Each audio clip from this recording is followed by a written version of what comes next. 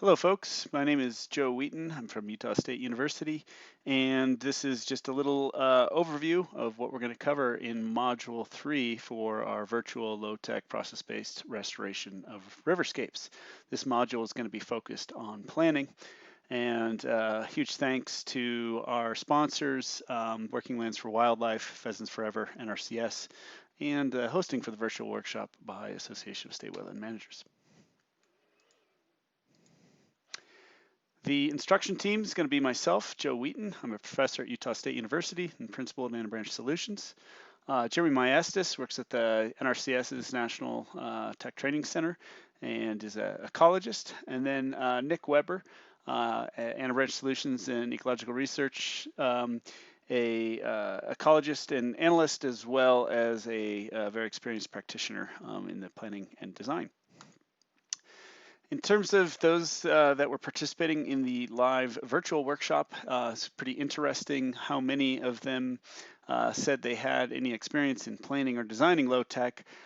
64 extensive, and the vast majority, 630 limited, and quite a few with none. However, there's a lot of folks with aspirations in terms of their role in low-tech process-based restoration to be involved in the planning, design, and implementation, or just the planning and design, much small, about an order of magnitude less. So most people that said they aspire to be involved in planning want to see everything, planning, design, and implementation. So that was interesting.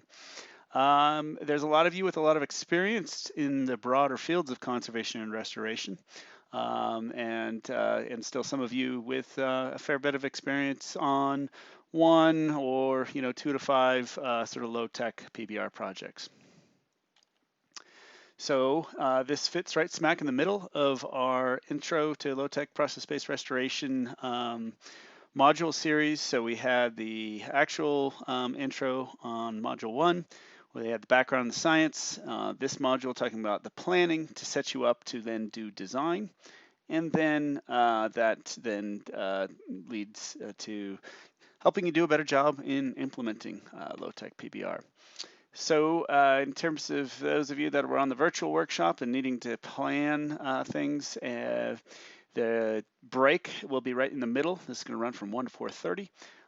So that'll be the break at 2:30 to 2:45, and we will also break up the monotony of the web conference call with a bunch of Q&A and exercises. So there'll actually be 4 panel Q&As and discussions, and then there'll be a number of exercises where you'll be asked to do some mapping. In terms of the topics, we will have an overview from Jeremy Maestas of the overall planning process, specifically through the lens of conservation planning process that NRCS uses, and how we've adapted that for low tech. Then we're going to kind of focus on your skills. This is sort of a crash course, if you will, in fluvial geomorphology on how to read riverscapes through mapping valley bottoms and then recognizing what structural forcing looks like. In our actual field workshops, we take you out in the field, and there is no substitute for that. We'll do our best, and thank you for your patience in this virtual execution of that.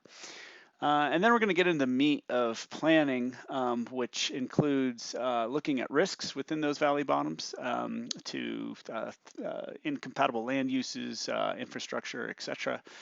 And then we'll focus on how to conclude what's going on in your riverscape with a condition assessment, and then look at what's possible through a recovery potential that takes into account those risks. So that'll be Jeremy Maestas and myself helping. And then finally, we will use those assessments to inform choosing of SMART indicators and to revisit initial goals and objectives and clarify those. And so that'll be Nick Weber and myself.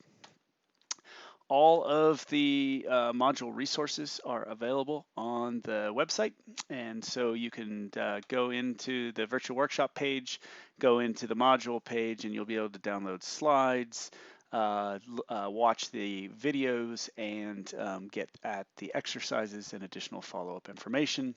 This is largely based off of Chapter 3 in the PBR manual, which is available free at the website.